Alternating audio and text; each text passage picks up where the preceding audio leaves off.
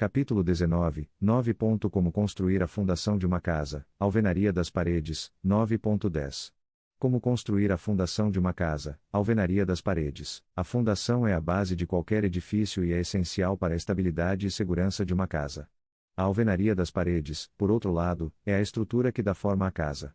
Este capítulo do nosso e-book irá orientá-lo passo a passo sobre como construir a fundação de uma casa e a alvenaria das paredes. Construção da fundação. A construção da fundação começa com a escavação do solo. A profundidade e a largura da escavação dependem do tipo de fundação que você planeja construir e do tipo de solo no local. Uma vez que a escavação esteja completa, a próxima etapa é a colocação das formas. As formas são moldes temporários que mantêm o concreto no lugar enquanto ele seca.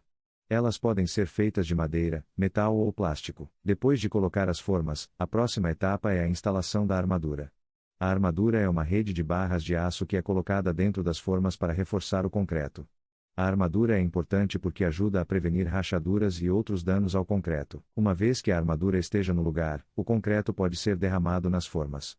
O concreto deve ser misturado de acordo com as recomendações do fabricante e deve ser derramado de maneira uniforme para evitar a formação de bolhas de ar. Depois que o concreto é derramado, ele precisa ser nivelado e alisado.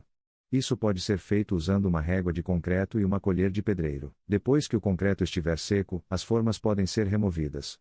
A fundação agora precisa ser impermeabilizada para protegê-la da água. Isso pode ser feito aplicando um revestimento impermeabilizante na superfície da fundação. Alvenaria das paredes. A alvenaria das paredes começa com a colocação da primeira fila de blocos ou tijolos.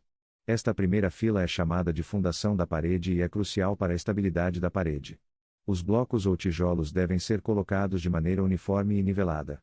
A argamassa deve ser aplicada entre cada bloco ou tijolo para mantê-los juntos. Depois de colocar a primeira fila, as filas subsequentes de blocos ou tijolos podem ser adicionadas.